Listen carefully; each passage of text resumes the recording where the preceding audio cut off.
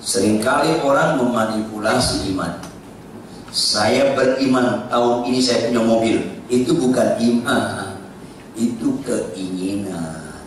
Jangan pura-pura nggak nyambung. Saya beriman, tahun ini saya naik karir saya. Itu bukan iman, itu keinginan. Anda harus tahu, beriman itu pasti mengalami kesulitan. Mau meningkat imannya lagi, pasti mengalami penderitaan. Mau meningkat lagi imannya, pasti mengalami pengorbanan. Tanpa itu Anda nggak ngerti iman. Yuk kita buka Roma 4 ayat 18 sampai 25.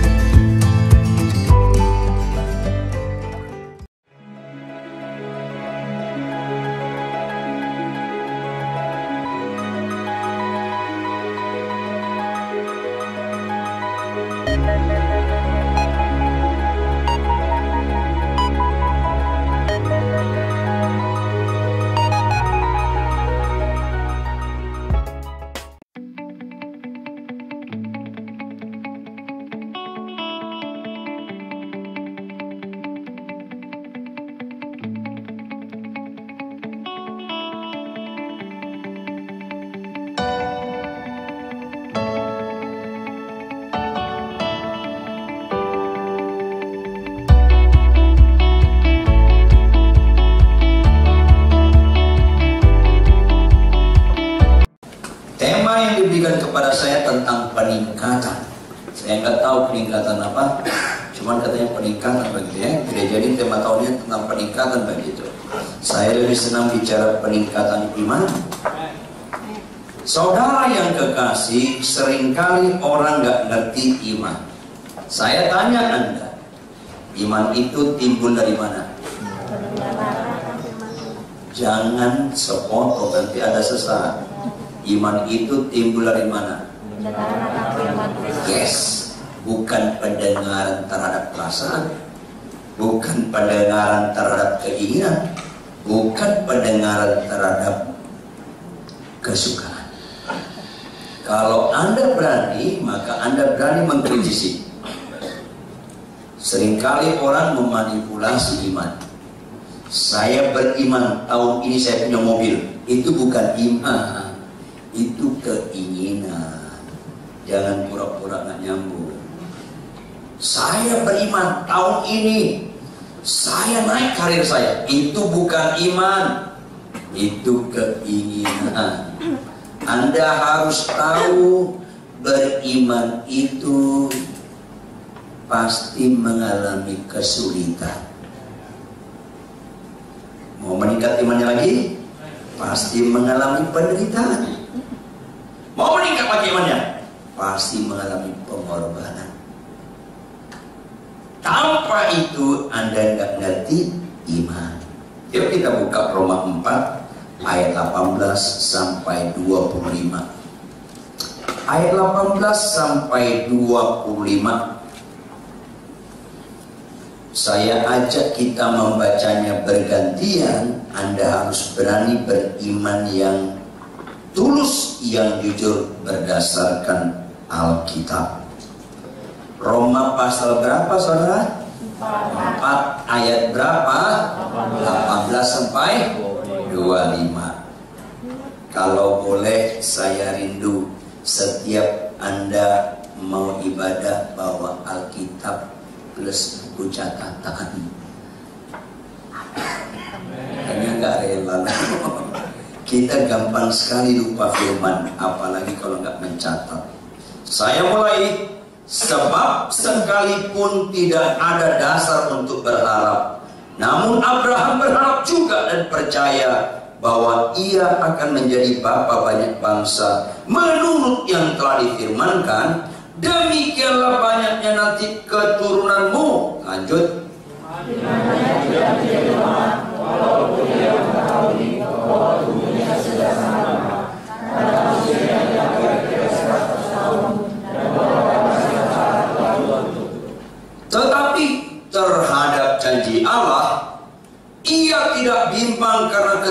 kepercayaan, malah ia diperkuat dalam imannya dan ia memuliakan Allah.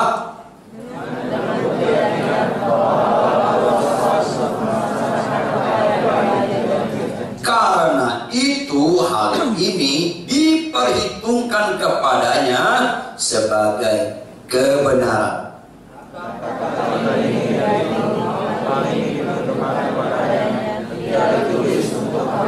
Tetapi ditulis juga untuk kita, sebab kepada kita pun Allah memperhitungkannya, karena kita percaya kepada Dia yang telah membangkitkan Yesus Tuhan kita dari antara orang mati.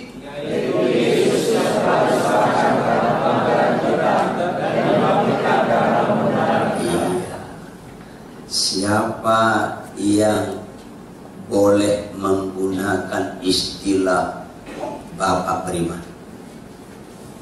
Siapa itu? Abraham. Bukan Daud, bukan Musa, bukan Daniel, bukan Paulus. Makanya orang Israel yang di sana itu keturunan Abraham secara lahiriah. Tapi keturunan Abraham secara rohani, kalau engkau berimannya militan di dalam nama Tuhan Yesus, itulah keturunan Abraham. Jadi Anda jangan terlalu menghormati orang Yahudi, saking menghormati nggak berani menegur. Saya setiap kali ke Israel, saya berusaha berdialog dengan para rabi-rabi. Dan orang Yahudi itu sombongnya auzubillah min dzalik. Lebih banyak orang Arab dan Palestina bertobat daripada orang Yahudi. Dan pura-pura nggak dengar. Rabi bilang apa? Pak Pendeta, orang Kristen itu tolol-tolol. Kenapa Rabi ngomong gitu? Kan nggak baik. Memang tolol katanya. Wah, mengapa? Masa datang ke tempat Yesus katanya Tuhan, kan tolong. Sama kami jangankan Tuhan, Nabi pun bukan itu Yesus itu. Itu penjahat. Betapa bodohnya kalian menyembah penjahat. Makanya kami salibkan. Itulah degilnya orang Yahudi. Ya, sampai sekarang jauh lebih sulit orang Yahudi bertobat daripada komunis bertobat. Makanya perlu ada perang Armageddon supaya mereka dikerubuti semua bangsa. Akhirnya mereka nggak mampu, baru teriak kepada Tuhan, baru Allah menyatakan diri lagi. Karena mereka ini super tegar tengkuk. Makanya ada orang Yahudi yang sudah bertobat, bukan nggak bertobat, yang sudah bertobat. Asal khotbah ke kami dia bilang apa? Saudara-saudaraku orang kafir. Kaget, masih istilah kafir itu masih tersisip sama mereka. Tahu nggak arti kafir? Hampir jadi manusia, itu kafir. Karena manusia sama mereka tergantung siapa sesembahannya. Kalau orang Yahudi Israel menyembah Yahweh, mereka manusia.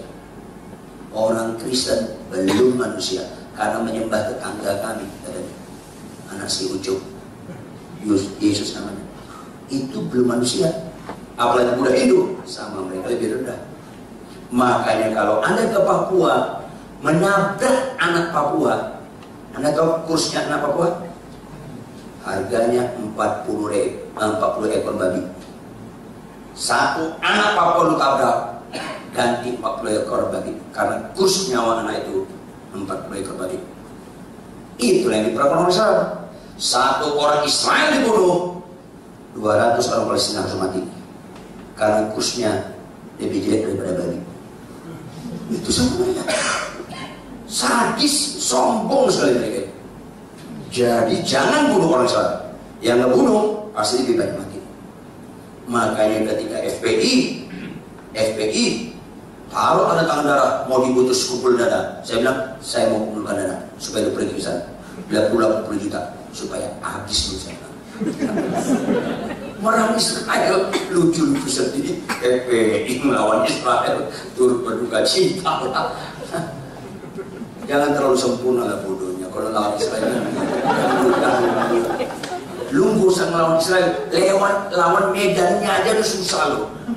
Medan misalnya padang gurunnya, mana ada padang gurun persoalan sulit, udah mati loh lihat padang gurunnya. Nah, lawan Israel, ya saya dukung. Bila perlu 80 juta orang PPI kirim misalnya, supaya agak kurang macet Jakarta. Jauh lebih pintar daripada FPI. Orang-orang Syria, Arab, orang Mesir kalah keok semuanya. Saudara yang kekasih, suka nggak suka, Israel itu banyak liciknya, pintarnya di atas rata-rata. Tapi jadi sombong. Maka kita belajar iman dengan ketaatan Abraham. Perhatikan baik-baik. Iman timbul dari pendengaran akan firman.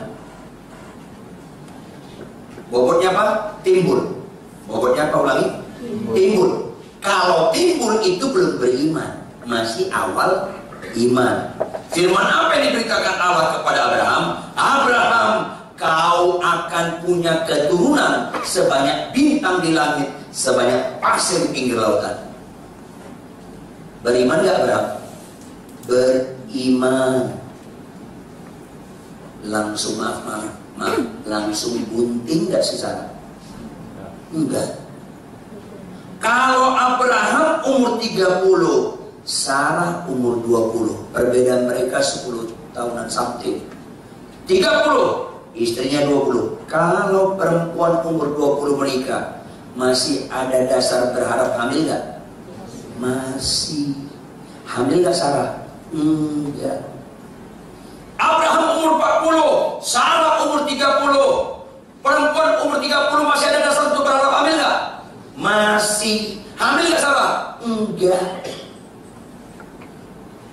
Ketika Abraham umur 50, Sarah umur 40, masih ada dasar untuk berharap hamil gak? Masih. Hamil gak Sarah? Enggak.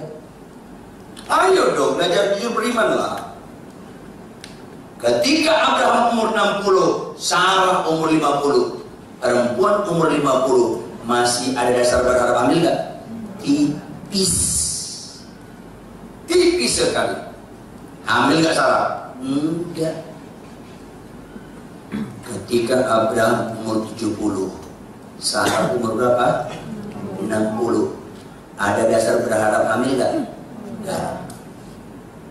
Mulai ada kesulitan gak? Ada. Iman itu ayat 8 apa? Ayat 18 apa? Sebab sekalipun gak ada dasar untuk berharap, namun Abraham berharap juga, itu iman. Kalau ada dasar berharap, maka beriman, itu belum iman. Anda mulai kecewa dengan istri Anda mulai kecewa dengan suami Anda, makin tahun makin menyebalkan, makin tahun makin menyebalkan, nggak ada lagi dasar berharap. Tapi ketika istrimu, suamimu tidur, kau bilang sama Tuhan, Tuhan cocok banget aku sama nih orang, itu beriman. Makin gak cocok kau dengan pasanganmu, itulah yang cocok, itu iman. Anda amin kan? Gak ada amin kalau begini. Siapa sakit pasti sembuh, amin. Itu bukan iman, itu gunung kami. Ayolah, aneh-aneh sekarang. Standar iman orang Kristen sama dengan orang dunia. Anda belajar beriman kalau nggak ada lagi dasar berharap. Makanya orang Kristen, saya ingatkan Anda, sampai mati pun dengar baik-baik, orang Kristen nggak mungkin cerai. Kalau cerai nggak beriman ya orang. Dengar baik-baik. Karena tingkat kesulitan beriman mulai di perkawinan, bukan yang lain-lain. Makanya lembaga pertama Tuhan ciptakan bukan DPR MPR. Lembaga pertama Tuhan ciptakan bukan KPK, apalagi FPI, bukan. Lembaga pertama Tuhan ciptakan lembaga perkawinan. Adam dan berapa Adamnya? Berapa Hawanya? Jangan buka cabang. Satu-satu. Dari solonya satu-satu. Siapa saja punya istri dua pasti sesat. Kalau nggak percaya Anda, matilah nanti malam, tanya sama Yesus, pasti benar. Iya, rata-rata orang mati dulu baru insaf. Expired. Iya. Adam dan Hawa, bukan Adam dan Ejo, bukan. Ini kagak sampai kebalik pun bumi ini Adam dan Hawa, bukan Hawa dan Francisca. Adam dan Hawa. Ini tingkat kesulitannya paling berat. Bukan yang lain, jauh lebih gampang jadi presiden daripada jadi suami yang benar. Presiden paling lama 10 tahun. Nyambung gak? Suami sampai mati tuh suami itu. Gak boleh pensiun gue ya. Gak bisa. Gak bisa. Gak bisa. Oh, udah dua periode. Gak ada 2 periode. Suami terus sampai mati. Nah, ini harus Anda tahu. Laki-laki dan wanita itu bukan sekedar beda. Dengar baik-baik, pernikahan yang paling cocok, menikahlah dengan yang gak cocok. Apa itu? Menikahlah dengan lawan jenis. Apa kata pertamanya?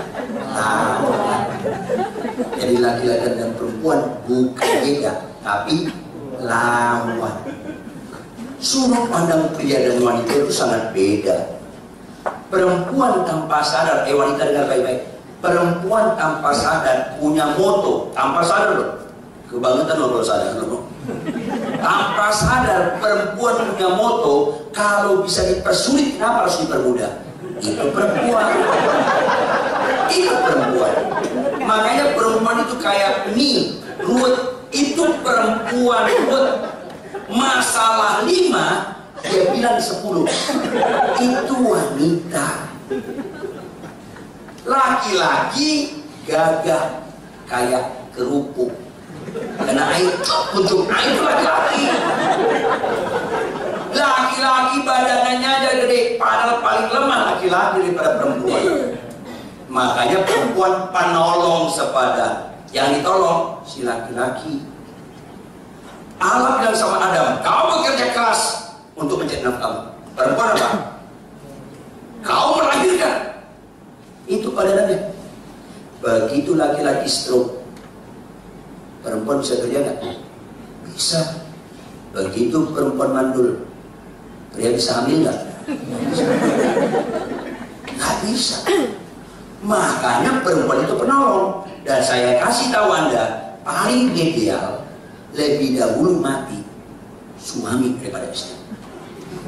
Laki-laki lebih baik duluan mati. Saya permintaan saya 2 sama Tuhan. Tuhan, kalau kau ajukan Ridwan apa permintaanmu, hanya 2 tuh. Pertama, jangan si homilin duluan meninggal. Ngai punya istri manusia langka ini. Jangan dia duluan meninggal. Kadang-kadang saya agak bercanda sama Tuhan. Tuhan, lu konsisten dong. Lu bilang dia penolong. Jangan penolong duluan meninggal, saya dulu meninggal. Masa saya amalkan kau Tuhan? Kadang-kadang bercanda. Yang kedua, tolong saya meninggal. Jangan ketika nonton Barcelona lawan Real Madrid. Ketika kalau Barcelona serangan jantung mati, enggak kurang. Gua nggak ada hubungan famili dengan Lionel Messi, ada hubungan famili. Jangan karena nonton bola, tolonglah Tuhan saya mati karena mengabarkan Injil, datang FPI dibacok saya. Kalau boleh, hanya 2 itu, tolong bantu Tuhan. Hanya 2 itu, Tuhan. Saya nggak pernah minta, tolong Tuhan, mobilku jadi ganti baru. Hanya 2 itu. Karena apa? Saudara, saya sangat menghayati perkawinan. Saya sama si Mumin banyak sekali proses bonyoknya. Kemudian 15 tahun kemudian setelah kami menikah, mulai terjadi proses pencocokan terus sampai 30 tahunan mulai cocok makin indah.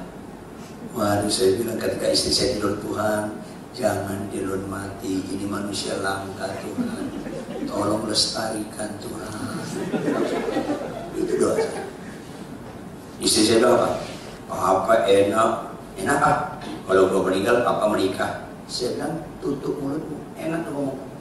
Proses mencocokkan dengan engkau panjang sekali. Udah mulai cocok, mulai indah, mulai senang saya sama kamu, terus lu mati. Datang orang baru lagi, mencocokkan lagi. Belum Belum proses penjodohan udah keburu mati saya. Lu kira menikah itu enak? Enggak. Yang udah menikah, tolong dengarlah. Dan pura-pura, jangan ada dusta di antara kita lah. Yang belum menikah, tunggu tangannya. Karena orang yang belum menikah, dia pikir kalau aku menikah pasti bahagia. Itu bodoh. Menikahlah jangan untuk bahagia. Menikahlah untuk membahagiakan. Baru nyambung. Muka lu masih lawan tuh. Saudara yang kekasih, konflik-konflik Abraham dan Sarah. Abraham umur 70, 60, Sarah. Iman itu ada unsur kesulitan. Makanya harus akrab dengan kata apa? Sekalipun. Sekalipun istrimu cerewet, tetap kau mengasihi dia. Sekalipun suamimu sengat lagunya, tetap bukan itu sama dia. Itu iman. Goyang nggak Abraham? Enggak. Goyang nggak Sarah? Goyang. Jujur lah, Pak. Saya dramatisir sedikit ya. Boleh dong saya dramatisir. Kan saya buat Pak. Maka Sarah mendekati Abraham. Kok, ada apa Sarah? Kan Tuhan ngomong sama Koko. Tuhan memberikan keturunan banyak sebanyak bintang di langit untuk Koko. Dan pasir di pinggir laut sebanyak-banyak. Ya kenapa? Bukan untuk gua. Bukan gitu, untuk kita berdua. Enggak untuk Koko. Sarah, untuk kita berdua. Kok? Aku udah 60, nggak mungkin aku hamil lagi. Udah lewat masa menopause. Jadi maksud lo apa? Buka cabang lah. Jujur, siapa yang menasihati Abraham untuk menghampiri Hagar? Sarah. Dengar baik-baik dong. Kenapa Sarah sarankan? Karena goyah. Kalau nggak goyah, nggak dia sarankan. Ayo dong. Beriman itu nggak segampang yang dikorbankan, nggak segampang saya beriman sakit sembuh. Bukan gitu iman. Iman itu yang nggak cocok kita cocokkan. Itu iman. Goyang nggak Abraham? Enggak. Saya dramatisir. Kalau saya buat film, Abraham tuh diam besar. Diam loh. Allah berfirman untuk kita berdua. Loh kok jangan aneh? Diam loh. Ditegur diam Sarah. Ketika Abraham umur 80, Sarah umurnya berapa? Goyang nggak Abraham? Goyang. Abraham hampir di Sarah. Sarah, nasihat lu yang dulu masih laku gak? Nah jujur dong. Akhirnya Abraham menghampiri Hagar gak? Kenapa dihampiri? Karena goyang. Kalau nggak goyang, nggak dihampiri. Goyah dia karena kesalahan mereka. Ratusan juta, mungkin 1 miliar lebih orang dibohongi. Nanti kan? Sampai sekarang orang Islam itu dibohongi. Dia anggap Ismail yang mau disebeli Abraham. Itu kan bodoh itu. Lucu-lucu sedih. Ishak yang mau disebeli, bukan Ismail. Ini penting sekali. Gara-gara Abraham goyah dalam kesulitan beriman, korban banyak. Jangan lupa, apapun goyahnya imanmu, tantangan imanmu, jangan goyah. Karena berdampak sama keturunan kita. Ini penting. Akhirnya Hagar hamil nggak? Hamil. Sukacita nggak Sarah? Menderita dia. Karena Hagar mulai ngelunjak. Tadinya dia panggil nyonya. Sekarang apa? Cici, dia panggil Cici sekarang. Lu kok Cici? Iya Ci. Kok Abraham bisa sama gua? Lu kan mandul. Waduh sakit sekali. Sekalipun gak ada dasar untuk berharap, walaupun lu gak ada dasar untuk melanjutkan pernikahan Anda, lanjut terus. Itu iman. Bukan soal sakit sembuh iman. Hal yang gak cocok kita taat itu iman. Lihat ayat 19. Ini bukan saja kesulitan, tapi penderitaan. Karena apa ayat 19? Imannya tidak menjadi lemah. Berikutnya apa? Walaupun. Pertama apa ayat 18? Sekalipun. Yang kedua apa? Walaupun. Lebih berat lagi tantangannya. Karena mau naik kelas imannya. Apa itu? Walaupun Abraham mengetahui bahwa tubuhnya sudah sangat lemah, karena apa? Usia Abraham telah kira-kira 100 tahun. Berikutnya apa? Bahwa rahim Sarah telah tertutup. Berarti bukan saja nggak ada dasar untuk berharap, sempurna sekali nggak ada dasar untuk berharap.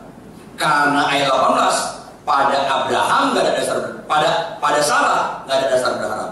Tapi ayat 19, pada dua-duanya. Abraham sudah kungkung 100 tahun. Berarti Sarah umurnya berapa? 90 tahun. Datang Allah. Abraham. Ya Allahku dan Tuhanku. Saya dramatis lagi sedikit ya. Tahun ini istri lu Sarah gunting. Jawab, Sarah dengar gak? Sarah dengar gak? Apa sikap Sarah? Ketawa, sukacita, haleluya atau sinis? Sinis. Allah aneh. Kalau umur 30 gua hamil, gua bangga. 40 hamil, gua bangga. 90 tahun hamil, apa kata dunia? Itu bukan kebanggaan, kehinaan. Ngerti gak? Mana cocok umur 90 tahun hamil? Maafkan saya kalau ada ibu Anda umur 65 tahun. Saya minta maaf ya, ini misal. Papa Anda masih hidup, mama Anda masih hidup. Malam-malam dia tidur. Ya Pak, bilang Papa lo, Papi, kayaknya gua hamil. Muka Papa lo gimana? Langsung dibully mak kita. Amin. Tidur. Dan aneh-aneh. Papi, gua hamil. Lu kesambet apa? Jengkel. Papi yang benar. Lu kesambet ya? Kesel pasti Papa. Dipegang tangan Papa. Nih, pegang di perut. Ma, gede. Tuhan gua hamil. Mami, itu bukan hamil, tumor. Pastilah. Ayolah. Kalau nggak percaya tolong praktekin. Atau Anda lihat perempuan umur 60 tahun, gua usah 60 tahun lu hamil. Bukan kebanggaan. Suami lu paksa suami lu, papi, tolong periksa ke dokter kandungan. Enggak, ke dokter tumor. Lu penyakit tumor. Papi ini hamil, lu jangan gila ya. Gua nggak mau. Papi, oke. Akhirnya pergi ke dokter kandungan. Muka dokter kandungan udah ngebully langsung. Ngapain? Langsung itu. Kalau nggak percaya, tolong nanti bersandiwara umur 60, lu taruh sarung, lu datang. Dokter kandungan aneh, sana bagian tumor penyakit anus. Lah iya, itu bukan kebanggaan, penderitaan. Bapak sana, dok, saya yakin dia nggak hamil. Kenapa lu bawa sini? Istri gua ngotot. Tolong periksa dok. Ini supaya ditahu dia bukan hamil. Kalau gue nggak tahu dia nggak percaya. Oke deh. Ini terpaksa dokternya periksa. Begitu periksa hamil. Kagum nggak dokternya? Enggak. Dia tatap Anda. Geleng-geleng nggak pernah. Bu, kurang kerjaannya. Begitu susah. Apalagi 90 tahun. Halo, jujur dong. Mana lebih gampang keropos, tulang wanita atau perempuan? Sama ya? Wanita atau laki-laki? Wanita. Karena ada masa menopause. Jujur, perempuan kalau 70 masih tegak atau mulai bongkok? Mulai bongkok 70, 80. Makin bongkok 90 derajat. Hamil, kecepet anaknya. Kecepet main dong. Jadi kalau Anda baca Alkitab, Anda harus empati dulu ya sama. Ya, amin, haleluya. Enak aja lu tuh istri 90 hamil, haleluya enggak? Ada. Istri saya pertama kali melahirkan umur 31. Waktu melahirkan, dia nggak tahan. Saya pegang di ruang persalinan, saya pegang tangannya. Pak, aku nggak mampu. Ya, Mas, sabar ya, Mas. Umur 31 rasanya nggak mampu, Madam. 90 tahun Madam, mati. Jadi itu penderitaan. Allah ini aneh. Dia mau 40 tahun lah hamil. 90 tahun, aduh. Gua dulu waktu mandul diajak Sarah, udah 90, hamil diajak juga itu. Ya, menderita. Taruh akhirnya lahir. Sisa. Ketika Sarah 93 tahun, popo satu ini, nenek satu 93 tahun, bawa anaknya umur 2 tahun jalan-jalan. Kan wajar nggak bertanya, popo, itu cucu keberapa? Wajar. Karena seringkali dijawab, kesel Anda. Cucu anak apa? Makin singsel, popo, udah mau mati bohong aja loh. Susah. Makanya kalau belajar beriman itu yang ini jujur. Bukan sakit sembuh, aku jadi kepala bukan ekor. Selalu jabatan, itu bukan jabatan, itu keteladanan hidup. Salah kaprah kita semua. Itu tidak mudah. Berikutnya kata kuncinya ayat 20. Tadi ayat 18 sekalipun, ayat 19 walaupun ayat 20, tetapi terhadap janji Allah ia tidak bimbang karena ketidakpercayaan. Berikutnya apa? Malah, apa arti malah? Lebih berat lagi. Bu, ketika suamimu maki-maki kau balas? Enggak saya balas. Walaupun dia tampar saya nggak balas. Malah saya diludahi dan ditendang. Berarti lebih berat lagi kata malah. Kata malah itu lebih berat lagi. Menunjukkan iman itu harus lebih sempurna lagi. Datang Allah kepada Abraham. Abraham, ya Tuhan, ambil anakmu yang tunggal. Saya dramatis sedikit. Siapa Tuhan? Ishak atau Ismail, anak sama-sama tunggal, tapi yang satu dari istri cabang. Yakni Ishak yang kau kasihi. Oh, kenapa Tuhan? Saya beli dia si Arfi atau Ekstril? Bukan. Saya beli dia apartemen di Gading Serpong atau di Alam Sutra? Bukan. Jadi apa Tuhan? Saya kuliahkan ke Singapura atau ke Malaka? Bukan. Jadi gimana Tuhan? Potong dia. Itu horor. Lu jangan aneh-aneh dengan Tuhan. Lu bilang ke Tuhan sebanyak di bintang di langit, pasir di lautan, satu dipotong. Matematika lu di mana Tuhan? Itu tidak mudah. Kalau saya dramatisir sedikit lagi, maka untunglah Abraham nggak cerita sama Sarah. Kalau cerita Sarah, apa kok? Tadi malam Allah berbicara lagi sama gua. Yang jangan nanya, gua nggak mau hamil lagi. Gua nggak mau hamil lagi loh. Gua takut hamil lagi, kan serem tuh. Gua nggak hamil. Bukan hamil sah. Apa itu? Haleluya. Allah berfirman sama saya. Haleluya apa? Apa iman firmannya?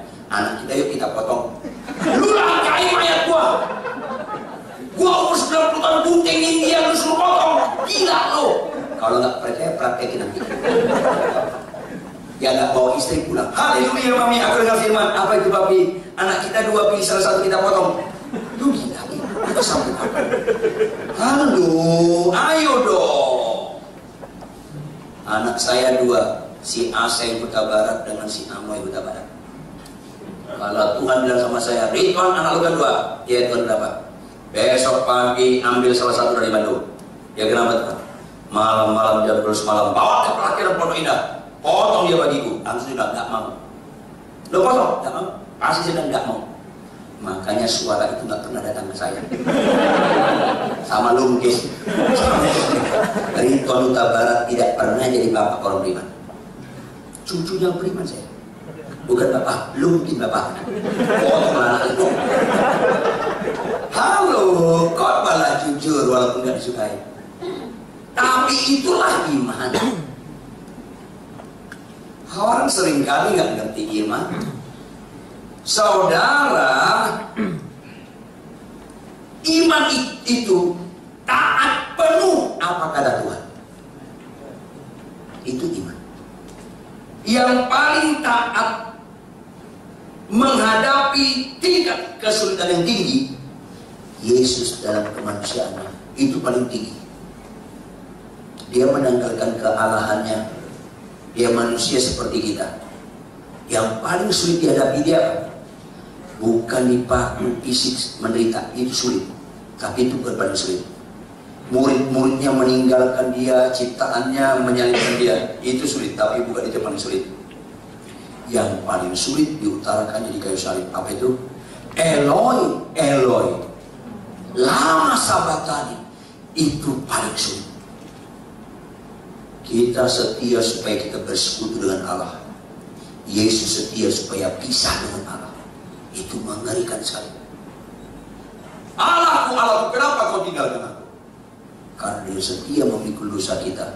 Dari ujung kepalanya sampai ujung kakinya, nggak ada bagian tanpa dosa. Konsekuensi logis, Yesus penyandang dosa kita sekalian harus putus hubungan dengan Allah. Karena dosa membuat putus hubungan dengan Allah. Itu dialami Yesus untuk engkau dan saya. Itu paling sulit. Tapi intinya dia ajar ketaatan. Yang nomor 2 sulit, Abraham memotong anaknya yang tunggal. Saya jujur aja, kalau misalnya anak saya 9, nomor 5 narkoba, Tuhan bilang potong dia, gak mau. Narkoba pun gak mau saya potong. Bisa ngerti? Ini anak tunggal, manis sikapnya, disuruh potong. Halo, jujur, Abraham pada akhirnya taat gak? Taat. Allah gak bisa dibohongi. Dia ambil pisau, dia ikat Ishak, dia mau potong, Allah bilang stop. Sudah kulihat hatimu, memang kau nomor satukan aku. Tanpa ketaatan gak ada nomor satukan Tuhan. Tanpa ketaatan gak ada penyembahan. Penyembahan di gereja dengan bahasa roh, dengan tangan gemetar-gemetar, itu bukan ukuran penyembahan. Itu harus kesimpulan ketaatan. Kalau lu gak taat, itu bukan penyembahan. Karena perbedaan penyembahan kita dengan iblis di ketaatan. Iblis dengan manusia sama-sama sujud depan Allah. Tapi setelah itu iblis gak taat. Engkau menyembah di gereja, setelah itu malas ke gereja, malas baca Alkitab, kasar sama istri, lawan suami. Lu penyembahannya model iblis. Karena caranya bagus, ketaatan gak ada. Lalu hati-hati, penyembahan itu bukan cara. Lu sujud muka ke tanah, itu bukan ukuran penyembahan. Setelah itu what next? Lu taat gak? Itu unsur penyembahan yang utama. Maka akrablah dengan kata sekalipun, walaupun, malah. Ulangi. Sekalipun, walaupun, malah. Itu peningkatan iman dengan benar. Perhatikan baik-baik. Alkitab kita banyak bagiannya, terutama 2 bagian. Terutama berapa bagian? 2. Apa itu? Apa 2 bagian itu? Perhatikan baik-baik. Alkitab kita dibagi 2 bagian utama, yaitu perintah dan janji. Ulangi. Contoh, cari dahulu kerajaan Allah dan kebenarannya. Itu perintah atau janji? Maka semuanya ditambahkan kepadamu. Itu perintah atau janji? Mana yang disukai jemaat? Serem kan? Horor. Kalau kita pegang janji lupa perintah, Tuhan hanya dari Tuhan diucapkan. Secara etika praktis sehari-hari, Tuhan baru kita, budak kita. Dia jadi objek, kita jadi subjek. Ini mengerikan. Ini mengerikan. Allah berfirman, Abraham, kau akan punya keturunan sebanyak bintang di langit, sebanyak pasir di pinggir lautan. Itu perintah atau janji? Abraham, ambil anakmu yang tunggal, sembelih dia bagiku. Itu perintah atau janji? Di mana Abraham lulus disebut bapak beriman? Di janji atau perintah? Di perintah. Tangkap dong. Orang gak mau terus mencari wajah Tuhan supaya mencintai Tuhan. Contoh, kita punya pembantu. Pembantu kita bilang, Mbak, bersihkan rumah kami menurut standar kami. Masak di rumah kami tidak boleh pakai micin, garam sedikit. Itu perintah atau janji? Perintah. Itu kesukaan dia atau kesukaan kita? Oke. Kalau kau lakukan, Mbak, 1 tahun kemudian kami beli kau motor, itu perintah atau janji? Itu kesukaan dia atau kesukaan kita? Ngerti? Perintah Tuhan, kesukaan Tuhan. Janji Tuhan, kesukaan kita. Mana lebih mulia, kesukaan Tuhan atau kesukaan kita? Apa arti iman yang seri, yang benar? Ketika kesukaan Tuhan jadi kesukaan kita. Tangkap nih. Untunglah Anda sebelum mati dengan firman hari ini. Ya, supaya kalau bulan depan mati agak beres sedikit hidup lo. Karena ada kemungkinan kita bulan depan mati. Mungkin depan juga mungkin. Ya suka-suka Tuhan lah. Ini penting sekali.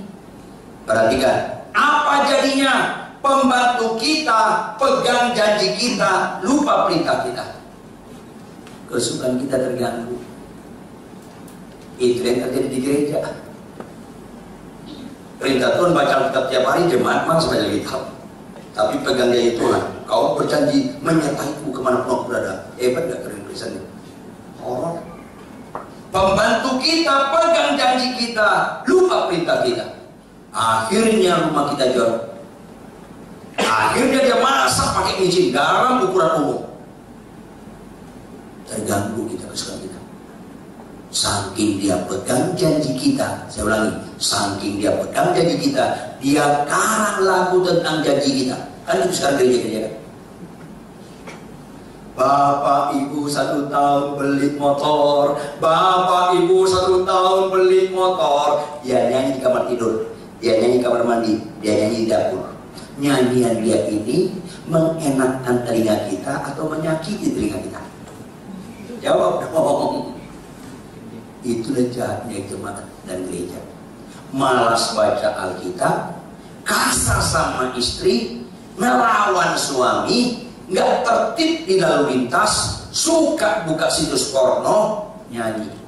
Janjimu seperti fajar pagi hari. Kalau buat Tuhan langsung saya bilang, petir sambalnya orang. Biar angus orang. Itulah yang terjadi, kejahatan mengerikan di gereja. Nggak suka perintah Tuhan, suka jadi Tuhan. Tuhan jadi objek kita sakit. Mengerikan. 1 tahun kemudian pembantu kita yang nggak pegang perintah kita, pegang janji kita, menagih janji kita. Bapak Ibu, ini sudah 1 tahun. Ya kenapa? Bapak Ibu janji beli saya motor. Ya kalau apa? Oh nggak tahu. Nggak ada kalau pokoknya Bapak bilang 1 tahun kami beli kau motor. Kan itu, dia ada kalimat sebelumnya gitu bilang. Enggak, pokoknya beli motor. Mana? Bapaknya pernah lihat ya? Mana motornya? Jujur, kita beli nggak motor untuk dia? Kita beli enggak, kita pecat dia. Ngerti kan? Ngerti nggak? Ngerti dong, karena muka lu ini mau dipecat Yesus. Muka lu pada mau dipecat Yesus. Makanya kita dengar firman ini supaya tidak terjadi pemecatan. Ayo dong. Meningkatlah iman itu. Iman terhadap janji meningkat kepada perintah. Betapa jahatnya banyak pendeta berani ngomong dari mimbar. Kita kering janji Tuhan. Kita kering janji Tuhan. Kan ngaco dia. Kapan lu bayar premi? Serem nih orang. Yang bayar premi Yesus, kenapa lu yang klaim? Aduh, sama saya ini sakit dan gila ya. Tapi orang gak sadar, jemaat ikut, ya kita klaim. Kita sebelum kesurupan semua ini. Yang lu klaim perintah Tuhan, bukan janji Tuhan. Ngeri sekali yang terjadi. Pendekatan kita kepada orang yang pribadi yang berkorban tidak meminta, memberi. Coba anak kita masih kecil, umur 3 tahun, jalan-jalan nyemplung ke kolam renang, megap-megap dia mau tenggelam. Ada anak SMP lihat, aduh kasihan sekali, dia tak pintar berenang, tak kira kasihan, dia lompat, dia angkat anak kita. Kita kasar terus anak kita di pinggir, dia angkat dia lemes terus dia mati di kolam renang. Orang tuanya sedih, ketika di rumah duka nangis orang tuanya. Jujur, cocok nggak kita tuntut orang tuanya? Bapak, ibu, bosan nangis? Lu ada apa? Anak bapak ibu nolong anak saya kurang cepat. Diminum tuh air banyak, kami ke rumah sakit. Mana dananya? Cocok nggak? Cocok nggak? Hanya satu kurangnya, kurang ajar. Lah iya dong, orang berkorban lalu menuntut, digebukin sekampung loh. Yang terjadi apa? Kita berlutut di rumah duka. Bapak ibu luar biasa, anakku berkorban. Anak lu gak pintar berenang, nolong anak saya sampai anak saya tertolong, anakmu mati. Bapak ibu, aku yang biayain penguburannya. Apapun yang kalian butuhkan yang bisa kuberikan deh. Itu pendekatan kita kepada berkorban. Tuhan Yesus berkorban. Lain dengan Tuhan-Tuhan yang lain. Tuhan-Tuhan yang lain gak ada berkorban, nongkrong doang. Tangkap dong. Saya bingung kok orang Islam sembahyang subuh, orang Kristen ngorok semua. Bingung saya. Benar-benar bingung. Yang ngorok, ingat bebek. Benar-benar bingung saya. Orang Islam sembahyang subuh, lu ngorok. Makin keras azannya, makin keras ngorok lu. Kenapa nggak mati aja lu? Saya bingung benar-benar. Jangan sok akrab sama Tuhan. Tuhan kau baik. Iya baik-baik. Tapi membuat kau berubah baik. Bukan menunjukkan. Itu yang terjadi. Kejahatan mengerikan sedang dilakukan warga gereja tanpa sadar. Kebanyakan kalau sadar. Sudah malas baca Alkitab, disuruh Tuhan baca Alkitab nggak mau, disuruh memberikan perpuluhan nggak mau, pergilah beritakan Injil nggak mau, perintah-perintah Tuhan nggak mau. Begitu kita liburan ke Bali, kita suruh Tuhan. Hebat kita. Tuhan, kami mau liburan ke Bali. Lindungi kami. Malaikat pun berpasukan menjaga pesawat kami. Tuhan bilang apa? Iya bos, iya bos, iya bos, iya bos. Jangan lu pecat gue ya, iya bos. Bentar sama lu. Aduh, saya malu minta sesuatu sama Tuhan. Aku rindu apa? Tuhan, apa yang kau inginkan untuk melakukan? Itulah pendekatanku kepada Engkau Tuhan. Karena segala-galanya sudah kau lakukan di kayu salib, sedikit pun tidak ada lalai. Sehingga Tuhan ucapkan di kayu salib, sudah selesai. Kok kita bilang, belum Tuhan. Hebat enggak?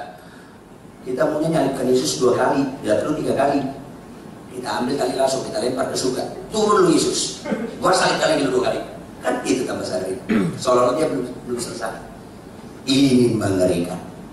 Maka saudara, tingkatkanlah iman Anda. Kalau Anda mendengarkan firman Tuhan tentang janji, itu belajar beriman. Belum beriman, tapi belajar beriman. Tapi kalau kau dengarkan perintah Tuhan, kau taati, itulah beriman. Perhatikan, kita balik. Pembantu kita pegang perintah kita, lupa janji kita. Akibatnya apa? Dia bersihkan rumah kita menurut standar kita, walaupun dia capek. Akibatnya apa? Dia masak tetap tidak pakai micin, walaupun rasa dia nggak enak. Garamnya tetap sedikit, walaupun rasa dia itu hambar. Tetap dia lakukan perintah kita. Janji nggak dia pegang, nggak dia ingat-ingat. 1 tahun kemudian, dia yang nggak pegang janji, nggak nagih janji kita. Halo, kita beli motor nggak? Jangan beli. Apalagi Tuhan yang sempurna. Jangan kau ingatkan dia akan janjinya, karena Tuhan gak pernah lupa ingatan. Jangan pernah kau arahkan dia untuk menepati janji, karena dia gak perlu pengarahan lo. Kita yang perlu pengarahan dia. Maka mulai engkau tingkatkan imanmu. Berangkat dari janji kepada perintah. Lengkapi dengan 3 kata, sekalipun, walaupun, malah. Mulai di mana? Di perkawinan. Karena tingkat kesulitan yang paling tinggi di situ. Mau lihat rohani saya, jangan lihat waktu khotbah. Mau lihat wali saya tinggal di rumah saya 6 bulan. Lihat sehari-hari saya. Kalau istri saya kurang hemat berkata-kata atau kurang hemat, boros. Buka mulut ya. Itu proses panjang. Hampir 12 tahun kami konflik. Tahu Anda, tidak ada pasangan yang sempurna. Yang sepakat katakan amin. Lebih dalam, siapa istrimu, siapa suamimu, minimal pasanganmu memiliki 2 sifat yang paling Anda jengkelkan itu pada pasanganmu. Minimal 2, bisa 8, bisa 20. Makin tinggi tingkat kejengkelan dari pasanganmu, makin tinggi tingkat kecocokanmu sama dia dan tingkat kebanggaanmu pada dia. Itu iman. Konsistenlah. Makin gak cocok, itulah paling cocok. Makin gak cocok, cocok. Makin gak cocok, cocok. Itu iman. Makanya itu yang pernah mungkin saya kasih ilustrasi di sini.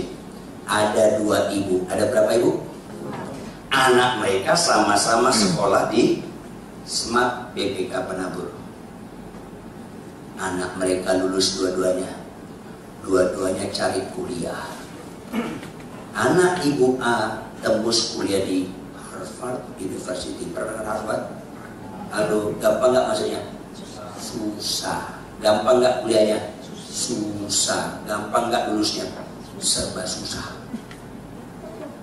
Ibu B anaknya tembus kuliah di UBT. Pernah dengar UBT? Saya dramatis sedikit ya. UBT, Universitas Baru Terdengar. Saya ngorbankan loh. Gampang masuknya, gampang kuliahnya, gampang lulusnya. Lu nggak usah hadir pun asal bayarnya lancar lulus.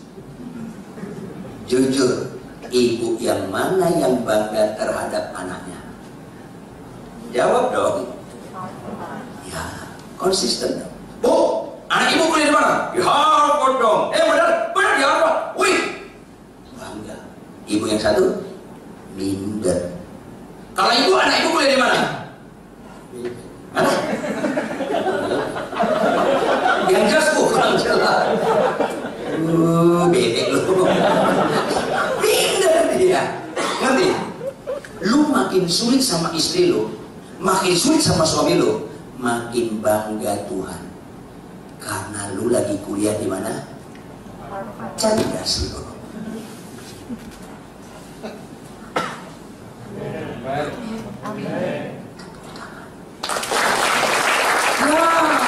Ubah mindset Anda.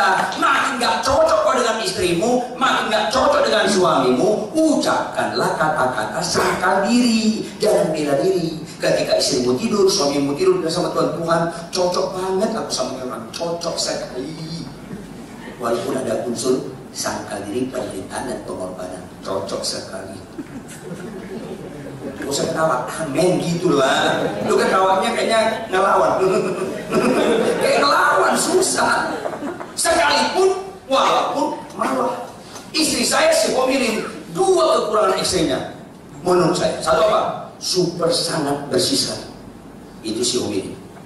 12 tahun pernikahan kami, kemanapun kami pergi, selalu bawa piring, sendok, dan gelas. Nggak boleh pakai restoran punya. Sampai saya jengkel, mama punya peraturan lebih ketat dari hukum Taurat. Untuk ketawa ini penderitaan. Itulah si mobil manusia langka itu. Sedikit pun saya nggak niat ganti. Apalagi tukang tambah, apalagi buka cabang, nggak ada niat. Setiap saya korban di mana-mana, di Eropa, di Amerika, di hotel bintang mewah, tetap saya kayak orang bego. Begitu nyampe di kamar, istri saya masuk, saya hampir 2 jam di luar. Itu hukum Taurat dia. Sampai kayak orang bego. Lain hotel selalu, ada yang bantu? Enggak, lu pergi aja. Bisa ikan rasanya. Kayak bego. Lalu kiritan. Gue yang Batak, dia yang Tionghoa, kok galakan dia dulu. Cocok. cocok. Itu iman. Kalau boleh cawan ini lalu lah. Tapi jangan kenapa yang jadi kenapa. Itu iman. Mulai istri saya pel itu kamar hotel. Dipel sama dia. Kain-kainnya dibawa dari rumah. Pakainya dibawa dari rumah. Dia pel. Dia sikat seluruh tembok kamar mandi dia sikat. Kayak pegawai baru. Betap dia sikat, kloset dia sikat bersih-bersih.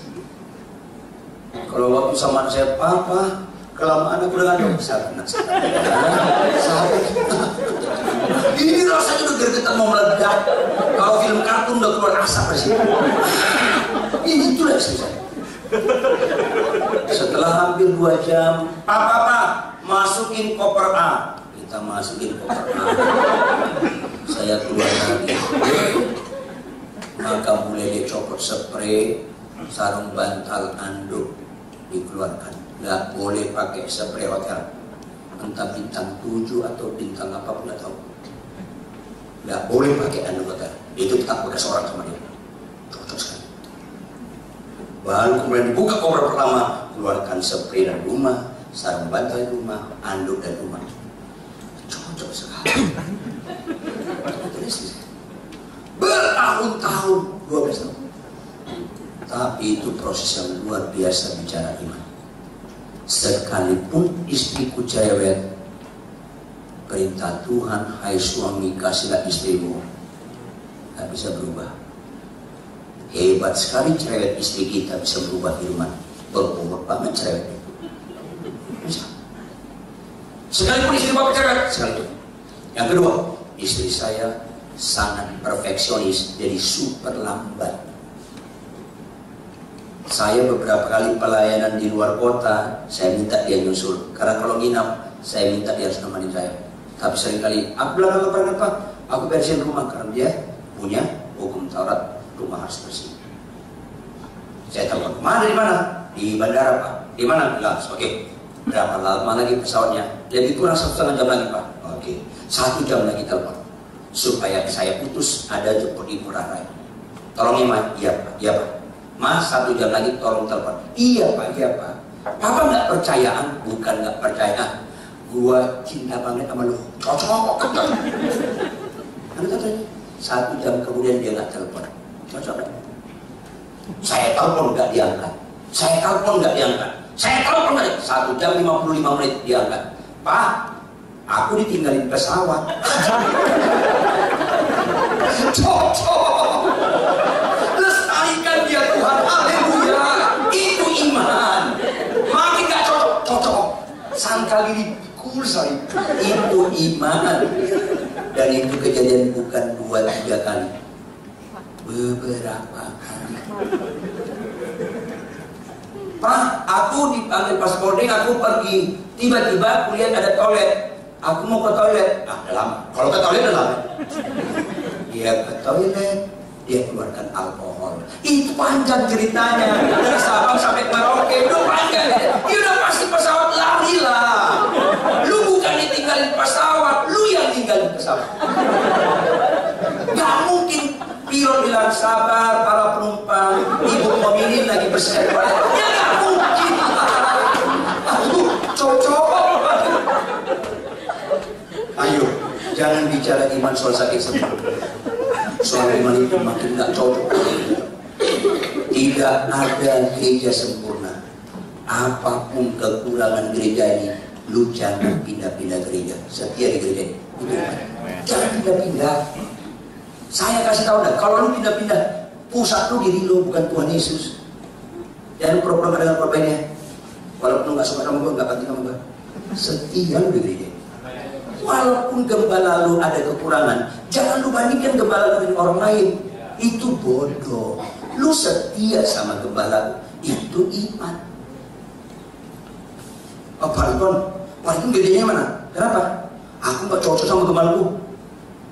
Enggak. Kalau lu gak cocok sama gembala lu sama gue juga gak cocok. Langsung gini. Saya selalu mentahkan kalau orang pindah gereja ke saya. Selalu saya mentahkan. Kalau gak percaya lu telepon sama gue mentahin lu. Iya, bukannya. Mana pernah lu cocok sama gua? Kalau lu gak cocok sama gembala lu, sama siapapun lu gak cocok. Bukan gembala lu yang gak beres, lu yang gak beres. tolong tersinggung. Iman itu setia. Ini penting. Penutup. Ketika saya ngajar sekolah biologi di program S2, ada di situ orang Tionghoa, kritis, pintar sekali, tamat dari ITB, tamat dari UI, masuk kuliah biologi. Saya bilang, kenapa masuk nih orang? Apa dia bilang? Pak Ridwan, saya mau tanya. Oke. Jadi iman itu sekalipun walaupun malah, iya. Sekalipun istri bapak cerai, bapak tetap sayang, iya. Karena perintah Tuhan. Hai suami, kasihlah istrimu. Saya mengasihi istri saya bukan karena kelakuan dia. Saya mengasihi istri saya karena saya membangun ketatan sama Tuhan. Saya mengasihi istri saya bukan karena kelakuan dia. Karena kelakuan dia bukan penentu, karena dia bukan Tuhan. Yesus penentu. Oke. Walaupun dia lambat, walaupun. Oke, Pak Ridwan. Kalau dia berzina, bagaimana? Kaget saya. Kaget saya. Saya nggak menyangka pertanyaan. Kalau dia berzina, bapak tetap mengasihi dia. Wow. Saya nggak kebayang si Homilin berzina. Apa dia bilang? Pak Ridwan, itu bukan jawaban. Lu jangan kotokin gua sih. Apa dia bilang? Itu pun bukan jawaban. Kenapa ada orang ini tuh? Saya diam sejenak. Saya berdoa, Tuhan, saya nggak pernah pintar, kami mau nikmat. Dan saya bilang sama dia, oke, kalau gitu arahkan saya. Arahkan apa, Pak? Ini perhatikan. Saya tanya Anda, kalau istriku berzina, jahat gak dia? Dia jahat dong, Pak Ridwan. Oke, pegang. Pegang ya, jangan lupa. Dia jahat ya? Dia jahat dong. Oke. Kalau istriku berzina, dia ikuti godaan setan dan penggembalaan setan nggak? Ya dong. Makanya dia berzina. Oke. Sekarang arahkan saya. Sebaiknya saya terpengaruh kejahatan istri, saya hormati pekerjaan setan dan penggembalaan terhadap istri, atau saya tetap terpengaruh oleh firman Tuhan dan menghormati Tuhan? Arahkan saya pilih mana? Dia diam.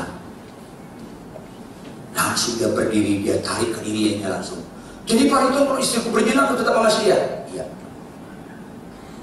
Tangkap. Hebat sekali perzinahan pasangan membuat perintah Tuhan kita batalkan.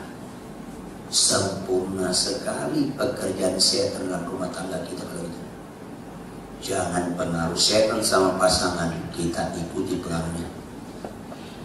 Sekalipun istriku berzina, hai suami, kasihlah istri, tidak bisa dibatalkan. Karena kejahatan istri gak punya kekuatan merubah. Kuasa iblis gak punya kekuatan merubah firman itu. Maka saya tidak mau terpengaruh oleh setan. Saya tetap terpengaruh sama Yesus. Sekalipun, walaupun malah. Maka tingkatkanlah imanmu bukan pada janji Tuhan, pada perintah Tuhan. Sekalipun kita ngantuk, walaupun kita capek, malah kita kurang sehat, tetap bangun pagi baca kitab. Mulai setia yang kecil-kecil itu, yang kecil-kecil itu setia. Sekalipun gaji lu kecil, walaupun gak cukup 1 bulan, malah anak lu sakit masuk rumah sakit, ketaatan memberikan perpuluhan tetap lakukan. Kalau begitu lu lakukan, catat, apa yang gak pernah kau lihat dengan mata, apa yang gak pernah kau dengar dengan telinga, apa yang tidak pernah timbul dalam hati, Tuhan sediakan membuat lu kaget-kaget. Siapa nyangka Abraham disuruh potong anaknya yang tunggal, akhirnya nyata keturunan dia sebanyak bintang di langit. Percayalah militan kepada perintah Tuhan. Janji Tuhan jangan lagi kau klaim, karena dia bukan budak kita, dia bukan objek, dia subjek, kita objek. Maka kalau kau lupa janji Tuhan, gak ada masalah. Tapi kalau kau lupa perintah Tuhan, itu masalah besar. Karena kau tidak pernah membangun ketaatan pada dia. Dan Kristen yang paling malang adalah tanpa ketaatan. Orang taat tidak mengejar berkat, orang taat dikejar berkat. Tuhan memberkati. Tepuk tangan buat Yesus. Mari kita beri kepala. Bapa kami di surga, terpujilah Engkau kekal selama-lamanya, karena melalui kebenaran ini Kau tunjukkan kasih sayang-Mu begitu besar kepada setiap pribadi dalam tempat ini. Karena kebenaran firman ini menunjukkan tidak ada satupun di antara mereka anak murahan atau anak gampangan. Mereka anak pilihan. Walaupun konsekuensinya mereka harus angkat firman ini, dan mereka harus militan memegang perintah Tuhan dan mau berjuang sampai keluar air mata ketika mentaatinya, bahkan bila perlu mengorbankan nyawa kami. Karena siapa yang menyelamatkan nyawanya akan kehilangan nyawanya. Siapa yang menyerahkan nyawanya karena nama Yesus, dia akan mendapatkan nyawanya. Materaikan Tuhan, sehingga setiap kami membangun ketaatan pada perintah Tuhan, pasti satu dan lain pasangan suami istri makin setia, makin setia, makin setia. Pasti kami makin setia kepada Engkau dengan makin setia kami kepada gereja ini. Perintah-Mu memberikan perpuluhan, kami suka lakukan. Perintah-Mu membaca Alkitab, kami suka melakukannya. Perintah-Mu berilah berita Injil, kami suka melakukannya. Kaulah Tuhan kami, kamilah umat tebusan-Mu. Maka jadikan kami keturunan Abraham rohani yang disimpulkan dalam ketaatan terhadap perintah Tuhan, sekalipun walaupun malah. Dalam nama Yesus, haleluya. Semua yang percaya sama-sama katakan amin. Tepuk tangan sekali buat Tuhan.